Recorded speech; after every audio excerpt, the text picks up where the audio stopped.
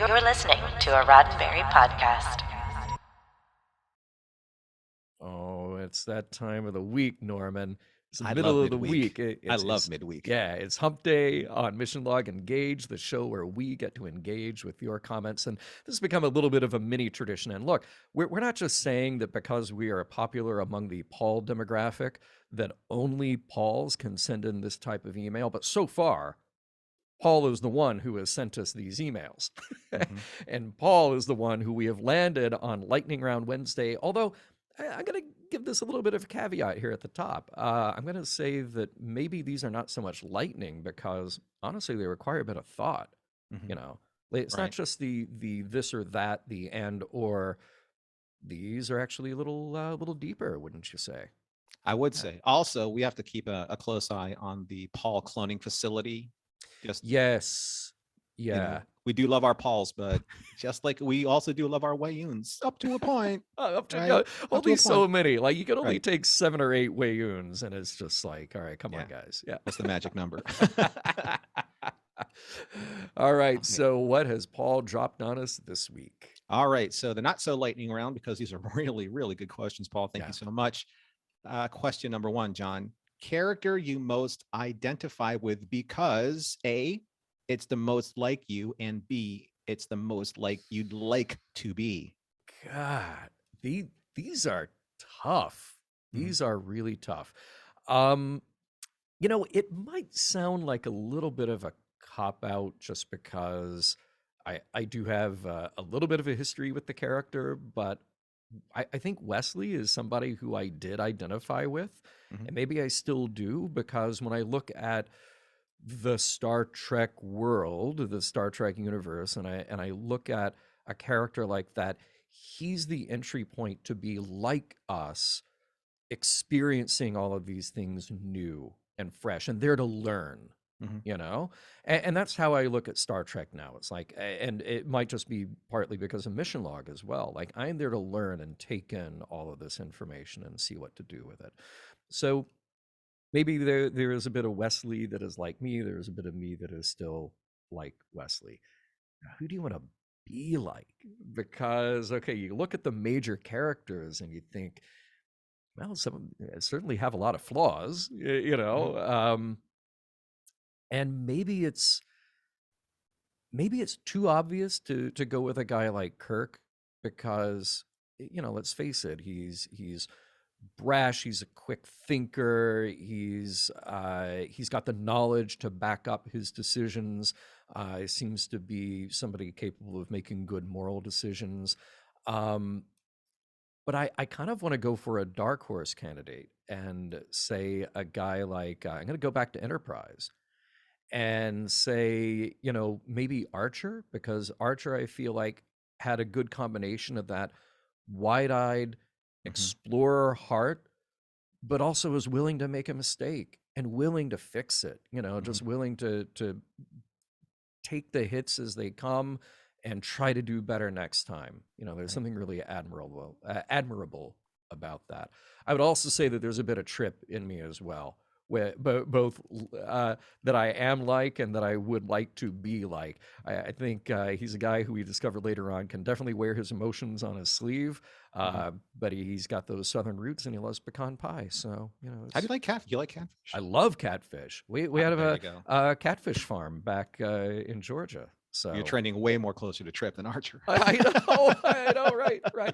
Okay, so those were tough, and I Yeah. still don't know if I'm completely settled. So Norman, back at you, the character that is most like you, and the character you'd like to be like, and you got the hair pulled back, so you don't get to Mhm. say Harry Kim, but you could if you want. Oh, well, Yeah. funny enough, I was going to say Harry Kim for the first part. Really? Okay. Yeah. That's fair. That's fair. Yeah. Well, I've only seen up until season 5 of Voyager, so I haven't seen all of Voyager, and most of those episodes I've only seen once. But what I got from Harry Kim is very typical of an Asian American man of his age and his background, because when I was watching him, he was quote unquote kind of channeling what people call the Asians as kind of like the model minority. He wanted to do Mm. everything by the book because that's what he was raised to do. Hmm. So he was always by the book Starfleet. He beat himself up, um, all the time for making the smallest mistakes, even sometimes when those mistakes were even out of his control. But it's because he didn't want to let anyone down. And I feel very much the same way. I don't like letting my team down. I kind of I go into points of depression in my life where I think, if it weren't for my decisions, then the team would have succeeded far better than they did.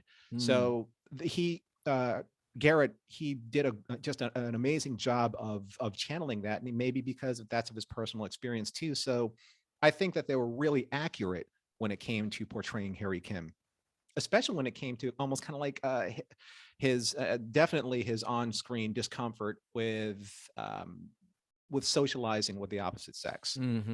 Mm-hmm. That I'm just saying stereotypically for Asian men, because we're trained to suppress our outward emotional responses in such a way, it doesn't give us a lot of access to them when we need them the most, to be sensitive, to be colloquial, to be a little bit less, to be disarming instead of always being on the defensive. Just because you're not supposed to act in a certain way, you're not supposed to think in a certain way that would Right. bring dishonor to your Yeah. name or your house, so Yeah. things of that nature. So I always found Harry to be very, very, again, very accurate as a character. Excellent. The most like he liked to be, you stole it, man, Archer. you know He's and, great, right? yeah, I Right? mean, Yeah. I'm looking at a lot of different Yeah. characters. It's because we all want to be the wide-eyed optimist. We all want to give our experiences the benefit of the doubt, and we try and make the best decision with the least amount of information possible. And that's Archer. Every single time he went out there, the further and further he went out, like life, the more and more life pushed back, and the more he had to make decisions based on the information that he had. And sometimes they were the wrong decisions, and Yeah. sometimes he knew it. But he said, it's either I do it this way, it's living choosing the best of both bad worlds, or the Kobayashi Maru, the unwinnable situation. Which one do you choose, and why, and how do you live with it? Kirk can do it very heroically. Picard, again, he can do it with such grace under pressure. So do the other captains, but Archer never had that chance. He Yeah. just had to go out there and do, and be judged accordingly based on that, and then everything gets written about his procedurals after that. So I just love it how he just went out there and said, you know what, let's just do the best we can with what we're given. Yeah. Excellent. I love those answers. Wow, and we're only a third into the lightning Now this round, is why the Wednesday's so quote good, unquote right? lightning round. Okay, what else we got? Scene from episode or movie that best epitomizes Star Trek in your mind. Ooh, see, Paul, you're making this tough because there's just so many that could fill that. I mean, I think there are some obvious there are some obvious ones, but I always try to want to pick like a dark horse candidate.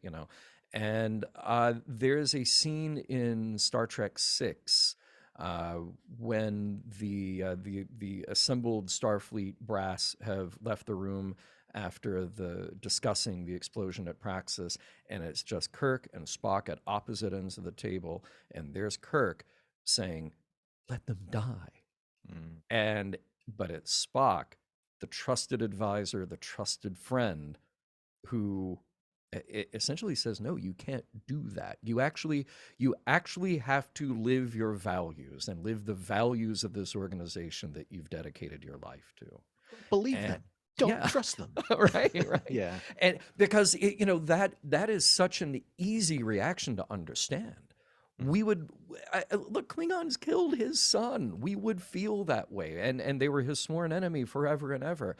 But you have to listen to the other voice that says, no, you can't just react with your emotion here. You have to do what is morally correct as well. So I love that scene. It's dramatically produced anyway, but it's so right in summing up what the Star Trek dynamic is. I would also say very close runner-up. We mentioned it on the show many times before, that scene in Star Trek the Motion Picture. Spock comes back from the spacewalk and he grabs Kirk's hand, and this simple feeling is beyond V'ger's comprehension. And that so much of Star Trek, Spock is the heart of that overall story. And that is absolutely the moment of reconciling, like, oh, I am a being with emotions, and what gives my life meaning is my friendships and my loyalty and dynamic with all of you. So I love that scene. I'm sure I could name a bunch more, but Sure. what about you, Norman? Well, I've always believed that the final courtroom scene in Measure of a Man from the Next Generation season 2, I think that's one of the finest Star Trek scenes Mm, like ever put to film, TV or film. yeah. I love when Picard says, "Are you about to condemn an entire race? We have been ordered to go out there to seek out new life, and there it Hmm. sits. Like, why is new life? Why does it have to be alien or unidentifiable? New life is about sentience. It's about consciousness. It's about being able to understand one's own self. But just because it's made out of machinery doesn't necessarily mean that it's not, right? Yeah. So I love how Maddox, like, he stands firm with his belief in, if it's made through science, it's therefore not life. And then Picard's like, well, no, science is just a way that we have achieved another form of life. Yeah. And I Yeah. love how Riker's kind of in the middle, because Riker, he was the basically, the one that was trying to disprove Picard's case. It just, the entirety, the writing of that makes you question exactly what the mantra of Star Trek is: to seek out new life and new civilizations and to boldly go. The choice for Excuse the, me. the choice, This is recorded live because I just sneezed, and that's not getting edited out. the choice for that admiral, when Picard is pleading his case and saying, like, whatever you choose, you're going to basically rewrite the history books and create a precedent to Mhm. protect this new species. Are you ready? Are you willing to do that, or are you willing to condemn it? That's Star Trek, Yeah. right? So Yeah. that's, for me, it's always been that it's one of the finest scenes I think I've ever seen in Star Trek. It's so good. Yeah. All right. In closing us out. All right, so just quite the opposite of what we just did.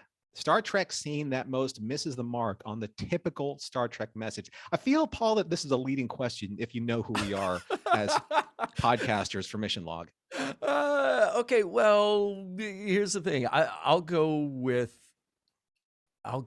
sort of a weird one that I struggled with way back when, first year of Mission Log, which is oh man, why am I blanking on the name of the episode? Roman Planet, Bread and Circuses. There we Okay, go. sure. And they're pulling away in the Enterprise, and Uhura, got that soft lighting. It's not the sun; it's the Son of God, and it's just so out of step with It's weird, everything. right? Yeah, and years later, Gene Roddenberry is just like, I hated that.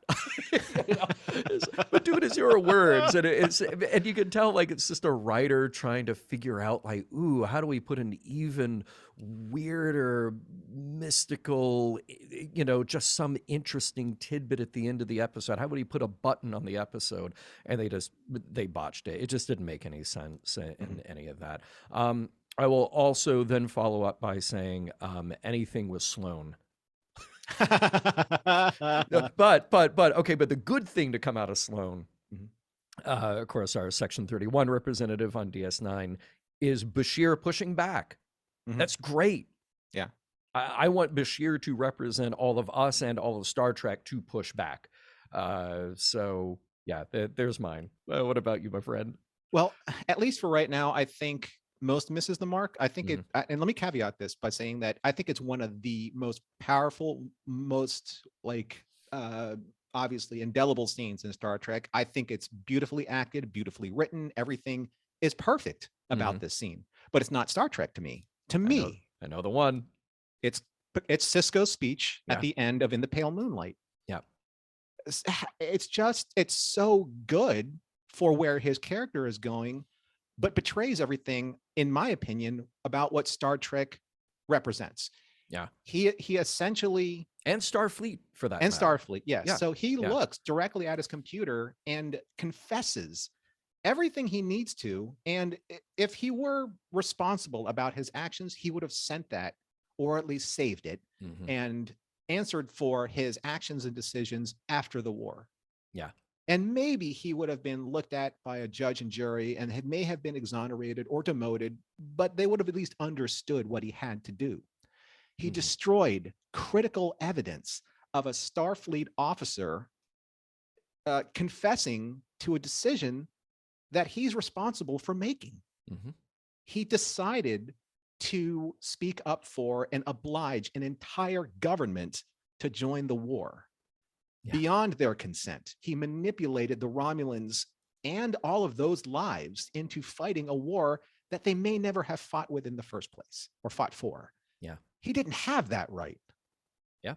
So that to me is like, well, we can wipe our hands of the responsibility of murder and betrayal and crimes, war crimes, if you want to levy it in that way. I'm getting a little like worked up about it, and I'm trying. It's hard for me to find you're the right. words. It's one of those like, well, it's only illegal if somebody finds out. And how are they going to find out if the evidence is gone? Yeah, exactly.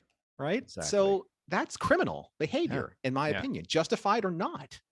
And to me, that isn't Star Trek. Preach on, brother. Yeah, that's me. No, I hear you, man. I hear you. All right. I really look forward to people commenting on what their choices are for these. So definitely leave those in the comments below, and do it here where you found us, youtube.com/RoddenberryProd, on the Mission Log Engage playlist. And make sure you send us your comments at missionlog@roddenberry.com. Find us on Facebook and Twitter at MissionLogPod. Remember, we may use your comments on the air.